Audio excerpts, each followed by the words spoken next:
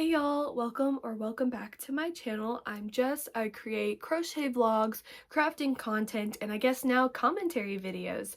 So today I want to discuss something that is often not talked about in the crochet community, which is yarn stashes. So for those of you who are maybe new to crochet, a yarn stash is basically just the collection of yarn that you have. Now, you're probably wondering, why are you talking about this? That seems like a pretty basic concept, but today I want to talk about the overconsumption of yarn within having a yarn stash. So, I believe that there is a certain culture that we have developed around yarn stashes that make it glamorized to have more. We want more yarn.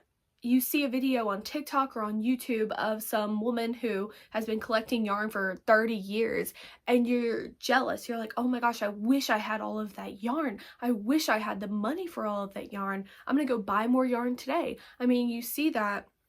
I've seen plenty of videos where people have these huge yarn stashes and it's just nobody saying, hey, maybe you should dial it back. Hey, maybe you should donate some of it. It's always, man, I'm so jealous. I want more. I want your stash. And it's odd that we have taken crochet and we have taken buying yarn and separated them into two things. A lot of people will tell you in the crochet community, buying yarn is a separate hobby. I don't think it should be. Because that just leads straight to overconsumption. I mean, when we talk about the crochet community, how it's a separate hobby, nobody bats an eye at buying yarn. But then when you see in other hobbies where it's buying stuff and overconsuming, it's Stanley Cups, it's Labubus, all of a sudden people look at that and they go, that's crazy. That's not okay, that's overconsumption. But then when you take a look at your yarn stash and it's giant, or you take a look at other people's yarn stashes and it's giant, you're not saying, hey, maybe that's too much. You're saying, oh my gosh, I'm jealous. And it's weird that we have developed this culture around yarn stashes as something to be idolized. We want these large yarn stashes, but why? It's this, and I feel like this, feeling of collection with yarn is not new. It's not a new craze. This is something that's been going back generations. Because, I mean, I'm sure a lot of y'all have had grandparents who have had tons of yarn in their houses if they were a crafter. And, so we've seen this before. Just now it's even more, like perpetuated and wanted because of online social media. Okay, so why exactly is it a problem then? Because yarn is something that'll get used. Yarn is something that you can create things out of. It's not like a Stanley Cup where it'll just sit on a shelf. It's not like Labubus. It's its own thing. It's crafting. Well, there is a problem with that, and we can see this have already happened with previous generations, and that is overbuying out of what we can consume of yarn in a lifetime. So this may not apply to you directly, and if you have a small yarn stash or you are a business owner where you need to use a yarn, obviously I'm not speaking to you, but I'm speaking to where we have seen these giant yarn stashes, and rather than say, hey, maybe there's a problem here, maybe you should address it, it's buy more, buy more, buy more. It's a culture now to buy yarn. And there's this one person I was thinking of specifically. She has filled up not just one room but multiple rooms in her house of yarn, and it may not even be to that scale. It may be a little less with some people, but if you are buying yarn and it is going to last past a lifetime, there is no point in having it. I mean, I'm sure some of us have had family members pass and then their yarn is given to us because they never used it all. And if you keep on buying yarn and we keep on normalizing buying this yarn, that's going to be happening to more people where they are just stashes and stashes of yarn that are giant, and they don't go through it all, and then where does it go?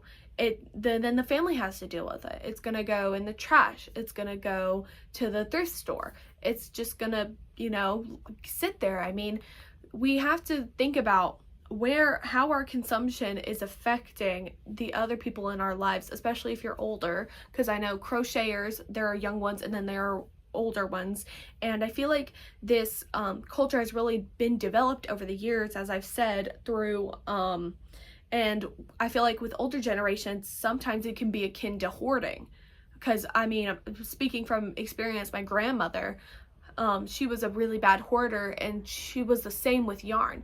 And right now, her house, we're unable to enter, and so all of that yarn went to waste. And with younger generations, we've started seeing the overconsumption craze in social media, and that's where we're wanting to buy more and wanting to buy more because we see everybody else around us has more and we want it. So then we buy a bunch of yarn that isn't necessarily good quality, isn't necessarily that we even want, that we maybe even know we can't use. And I wanted to take this time to talk about my personal stash so that you're not thinking I'm just talking about everybody else. My yarn stash, while some of you may think is really small, some of you may think is huge, I personally am looking at and thinking, I'm not going to go through this yarn in 3 to 5 years. This yarn is going to take me a while to get through. And knowing that, I have put myself on a yarn ban, and I'm trying my best to assess what I have and use it before I commit to having another skein. Because while we may think, oh, it's just another skein of yarn, what's that? But we know what it takes to get through that skein of yarn.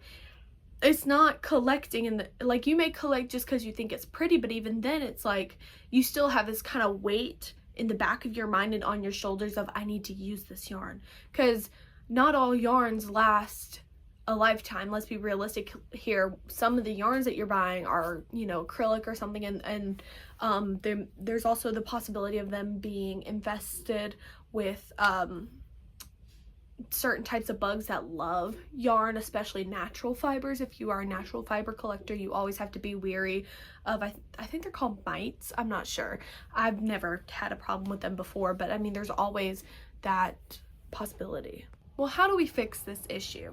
Well, I have thought of a couple of things that we can do to help prevent a rising consumption in yarn. And this is something you don't have to do if you don't think you have enough, but if you're somebody who is thinking, man, I'm looking at my yarn stash now and I know I'm not going to get through it in years and I still keep buying more. Well, first you can put yourself on a yarn ban, which is something that's not always going to stick. There's always a chance you're going to see a really cute yarn on sale and you want to buy it. That's happened to me when I was on a yarn ban last year, but last year I also bought yarn for my business that I didn't go through, which is another problem of mine. But anyway, put yourself on a yarn buying ban. I have been on one this whole year, and I'm pretty sure so far I haven't bought a single skein. I will put something here if I did, but I believe I have not. If maybe yarn buying bans aren't what works for you, try, before you go to buy a yarn skein, try to plan out buy yarn skeins per project. So if you have a project in mind, but you're looking at your yarn stash and you've been through, make sure to go through your yarn stash and catalog what you have first. Let me say that first. Go through your yarn stash, catalog everything, check weights or check, you know, amounts, see what kind of yarn it is and catalog what color it is. And if maybe you just don't want to do that, but you have a new project in mind, check through your yarn stash first and foremost. You always want to see if you have something before you go and buy more. Because if you go into that store or you go online, chances are you're going to pick up something else while you're there. So you want to make sure that you are going to the store for a good reason. That brings me to my next point of, if you are somebody who overshops when you're in store, try online shopping where you only get your one thing. If you're somebody who maybe overconsumes online, maybe go in store and do it. For me personally, I tend to buy yarn both ways, where if I go in a store, I want to pick up more skeins. If I go online, I want to buy more skeins online. Then just delete the apps and don't go to the stores. That's basically where I've had to get with mine to make sure I'm not trying to buy more yarn. Because sometimes I'll just peruse online, you know, looking at cute yarns, and I'll like, oh, I want that, I want that, I want that. My next thing to say is that just because it's on sale does not mean you're saving money. The best way to save money from yarn is to not buy it at all. I saw somebody say that about sales one time, and it just like, it's obvious, but at the same time, it just like, it's not something you think about. Like if you see something on sale, it's like, oh, I'm gonna save money doing this, but you're not. The best way, you weren't gonna buy that yarn skein until you saw it was on sale. Now, if you are somebody who was looking for a specific yarn and it was on sale, obviously buy it if you need it. If you're a business owner where you need the yarn for projects that you know you're gonna continue to buy, obviously buy it on sale. That is saving you money. But if you're somebody who just went into the store and saw yarn on sale and you're thinking, ooh, that'll save me money, the best way to save your money is to not buy it at all. I mean, one time I almost went to Hobby Lobby and bought a scrub yarn because I saw it was on sale. I'm never going to use scrub yarn. I don't like the way it feels, and I don't have any projects that I think I would use it for. So then I was like, wait a minute, you're not going to use this, put it down. And I did. So just make sure that you're not buying something just because it's on sale, just because it has a pretty price tag, and that the best way to save money is to not spend it. Okay, that brings me to my next point is, if you're looking at your stash and you're seeing that it looks kind of large, I would recommend not only cataloging it like I said, but also putting a project toward each of them. Obviously, you may not have a project in mind for each of them, but I'm sure most of you out there have a big project list like I do. So go ahead and try to get as many skeins as you can denoted to a certain project so that you have a plan in mind. Because for me, looking at my yarn stash feels almost overwhelming, kind of, you know, stressful, because I'm not exactly sure what I'm going to do with all of it. And so I'm looking at this and I'm like, why did I buy all of this yarn? And so I would definitely recommend looking at it and seeing, hey, this will be good for this project. This will be good for this project that I'm thinking about making. And obviously you can change your mind, but would be a great way to kind of set a plan for each of them. And the next thing I want to say is that if you have yarn that you bought that was really pretty and you don't want to use it because it's too pretty, then there's no point in buying it. If you're somebody who struggles with using a skein of yarn because it's so pretty or you don't want to mess it up, then you should, like, don't buy any more pretty yarns, because it's just going to sit there and do nothing, and it would be best utilized in a project, best utilized worn or whatever you make, put into a cute stuffed animal, you know, whatever you make while you crochet. Just realize that that skein of yarn is meant to be made into something. So do it justice and make it into something. Don't just let it sit there pretty, because then it's doing nothing. It's not like you're staring at it all times of the day. I mean, maybe you are, but realistically, you're not just staring at it going, oh, that's such a pretty skein of yarn. But you know what you probably would be staring at? The cute shirt you made out of it. So make sure that you switch yourself out of this mindset of not being able to use something because it's too pretty. And that's something we do with a lot of other things outside of yarn, but like, I'm just speaking about yarn right now, to really, you know, look at it and be like, you know what, I can use this to make this out of it. It's not just something that just has to sit there for multiple months on end because I don't want to use it. And the last piece of advice I'll give is to go ahead and look up some really good stash buster ideas if you are at a loss for what to do with all of your yarn and you just need to channel it into a project. I would recommend looking up, there are probably plenty of videos about different stash busting ideas, even scrap busting ideas if you have a lot of scraps laying around of stuff that you can't get rid of. There's just probably plenty online that you can find. You can make blankets, you can make scarves, shirts. I mean, there are tons of things out there that you can look at, different patterns, different designs, that you can put your yarn stash toward. And always just be mindful of your consumption and make sure that you're not overgoing your budget or overgoing your capacity in your room. Make sure you have space for the yarn, and if you do, and if you're okay with buying it, obviously buy it, but just maybe take a look and think, why do I feel the need to have all this yarn? And just make sure you're always mindful of your consumption.